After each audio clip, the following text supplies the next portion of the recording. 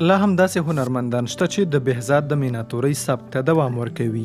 هغه سبک چې تازه د ملګرو ملتونو د علمي، فرهنګي او ښوونیز بنسټ یونسکو له لوري د ناملموس بشري میراث په توګه ثبت شوی. به همین حالتی که په داسې وخت کې چې له تیارو او سختو شرایطو سره مخ یو، د یونسکو له لوري د بهزاد سبک ثبتول زموږ لپاره د خوښۍ خبر دی، په ځانګړې توګه د هنرمندانو او د افغانستان د ټولو خلکو لپاره. بخصوص برای هنرمندا، برای تمام مردم افغانستان.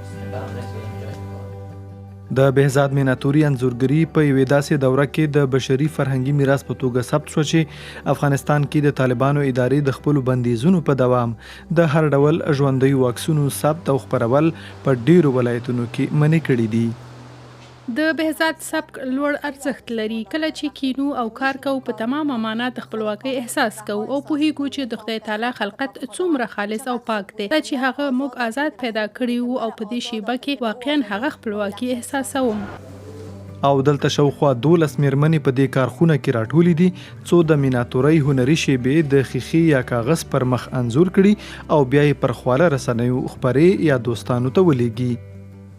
موږ د بهزاد سبک د نړیوال کېدو ترڅنګ غواړو چې یوازې هنر پنځولو ته نه، بلکې د پلور لپاره هم ځانګړې پاملرنه وکړو. موږ یوازې د نارینه‌و لپاره نه، ښځو ته هم فرصتونه غواړو. له دې جملې نړیوال نندارتونونه او مالي ملاتړ. په اوسنیو شرایطو کې شخصا زه اړه شوم چې له بورسونو او نندارتونونو صرف نظر وکړم، ځکه میرمنو ته ویزې اسانه نه دي او زه نشم کولای چې نړیوالو نندارتونونو کې ګډون وکړم.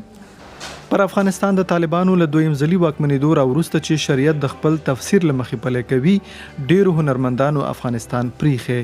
د راپورټونو له مخې په دې دوران کې هنري مجسمې یا په بشپړه توګه لرې کړای شوي او یا یې په ډیرو برخو تور رنګونه پاشل شوي دي.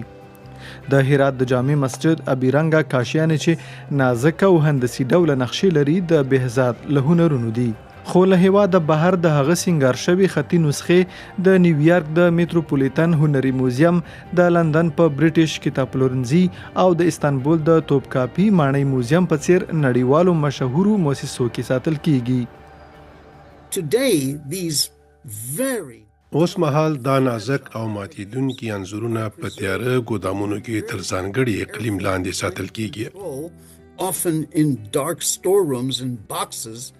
او په لویدیځو یا ان ترکي مؤسساتو کې ډیر په نادره توګه نندارې ته ایښودل کیږي، ځکه ښایي د لمر د وړانګو له امله زیانمن شي.